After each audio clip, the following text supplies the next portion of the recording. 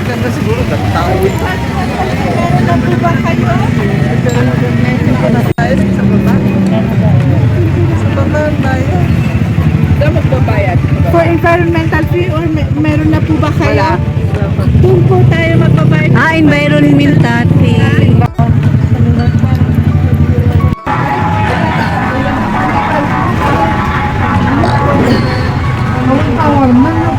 Senior, wala.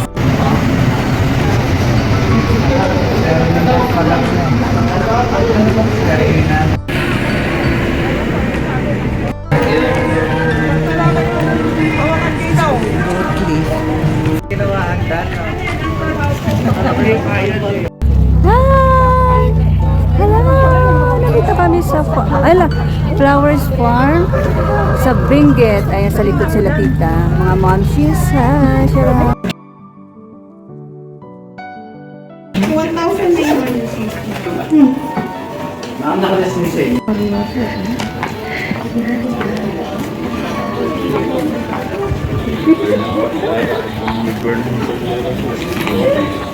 Na naka-station po.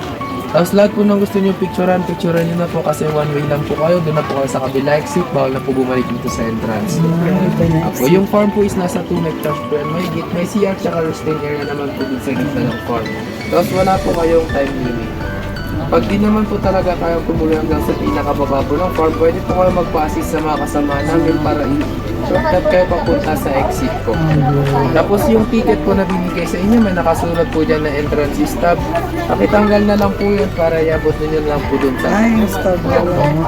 Sa kabila po ng stop, may nakasulat po dyan na coffee stop. Pakitago nyo po yan kasi gagamitin nyo pa po sa exit pang claim sa coffee and bread nyo po. Po. Ay, open.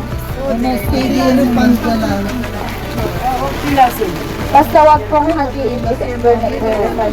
Hindi na papasok pag ano. Ito lang po yung may silong pero pag nalabas nyo hanggang sa kabila na po wala po ng silong. Pagditin muna tayo sa Damagan mo ko, dito tilasin kami ba? Pero bababa po ba kayo sa farm? Yes, in yes. Kasi po, once na nakuha na namin yung entrance namin, hindi na po pwedeng ganahan. Oo, kaya kami nagbayad. Gusto namin bumaga, hindi ba? Wala kami. Wala eh. Pero tanungin muna namin kayo okay lang ba maski maabutan na kayo kasi hindi refundable yan pag napilas na. Pinatilas na kanina. Pinatilas ng maba eh.